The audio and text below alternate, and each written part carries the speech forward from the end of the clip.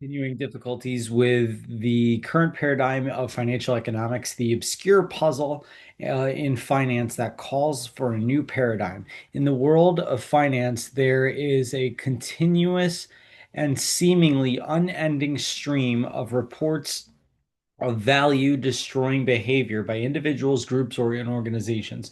For short, we refer to these as the scandals of just a summary of the seven of what we refer to as the scandals. The fact that these scandals keep arising in spite of the ongoing and varied attempts to curtail such behavior amounts to what Thomas Kuhn referred to as an obscure puzzle. The persistence of these scandals, in spite of all of the efforts to curtail them, a perfect example of what Kuhn also terms anomalies of and crises within the prevailing paradigm is, we argue, strong evidence that the prevailing paradigm of financial economics requires a critical addition. However, as Kuhn points out, in the structure of scientific revolutions, paradigms are not corrigible, changeable by normal science at all. Normal science ultimately leads to only the recognition of anomalies and to crises with the prevailing paradigm. To resolve the anomalies and crises of the seemingly unstoppable scandals within the financial world, we propose an addition to the generally accepted financial economics paradigm.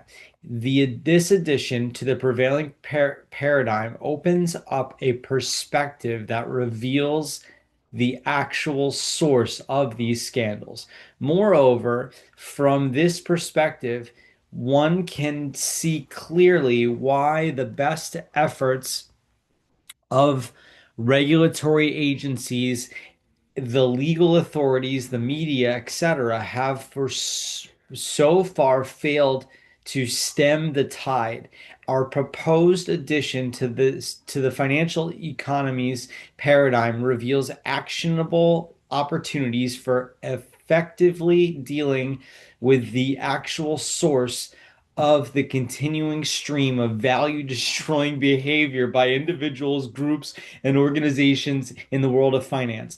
Given that we are proposing a change to a prevailing paradigm, much of what we present in this paper is outside of accepted boundaries of the current paradigm of financial economics.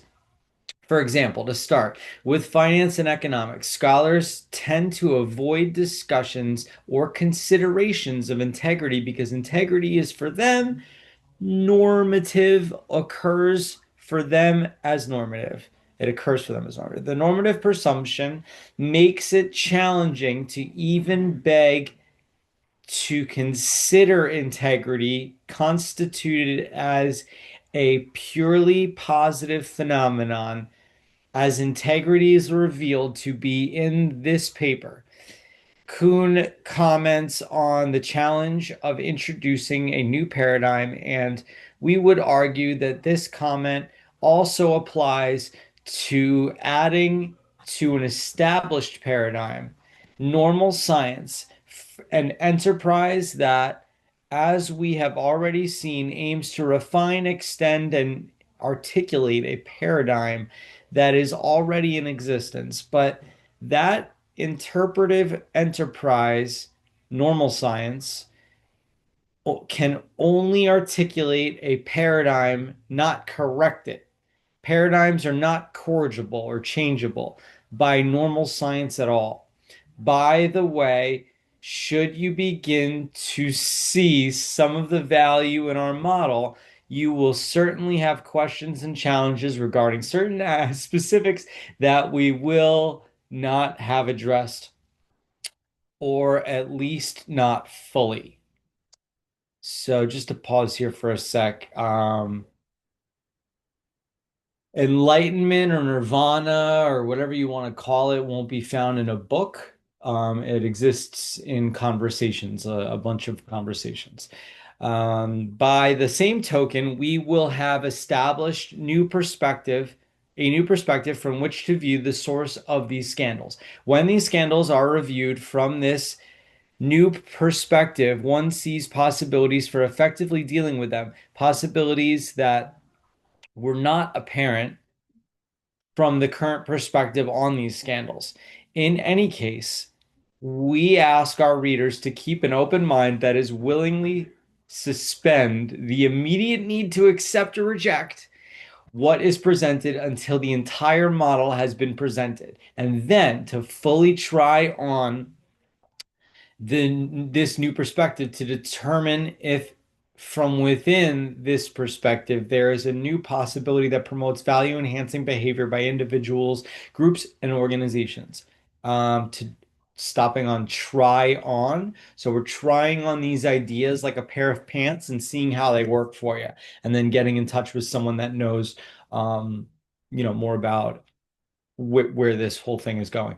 Um, Try on value. We rely on Thomas Kuhn as follows for the foundation for making this request. Kuhn, speaking about what is possible from within a new perspective, concludes these anomalies and crises are terminated not by deliberation or interpretation, but by a relatively sudden and unstructured event like the Gestalt switch. In Kuhn's attempt to make clear what he means by Gestalt switch, he says scientists often speak of the scales falling from the eyes or the lightning flash. That inundates a previously obscure puzzle, enabling its components to be seen in a new way that for the first time permits its solution. The basis for number one, our proposal to add to the generally accepted financial economics paradigm, and the basis for two, our request to our readers to try on seeing a problem and therefore its solution in an unfamiliar new way is our desire to, as Kuhn says directly above, inundate a previously obscure puzzle, enabling its components to be seen in a new way that for the first time permits its solution. Behavioral economics and behavioral finance, an example of providing explanations rather than providing access to altering human behavior. Behavioral economics and behavioral finance, an example of providing the progress in economics and finance over the last 2 decades plus, um, 2 plus decades, founded on the paradigm altering insights from psychology about human behavior by scholars such as Kahneman, Tversky, Thaler, Sunstein, and others, has been huge. This paradigm revolution has allowed the profession to focus on the existence and significant impact of widespread counter to self-interest behavior that was heretofore unnoticed, ignored, or dismissed. Until Kahneman and Tversky, 1979, econometric econometrica paper, Prospect Theory, an analysis of decision under risk. Such counter to self-interest behavior was in a sense invisible when viewed through the lens of the prevailing rationale self-interest theory paradigm, or that behavior was simply dismissed as irrational and therefore irrelevant anomaly, consistent with Kuhn. termed theory dependence of observation in his chapter. Revolutions as changes of worldview. Indeed, behavioral economics and behavioral finance have now become major areas of research on their own. The insights in these areas flow from our finally recognizing that there is something about us human beings such that we quite often behave in ways that are contrary to our self-interests.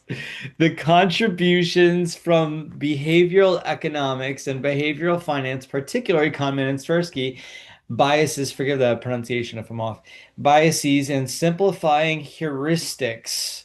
Heuristics, I heard this word earlier today.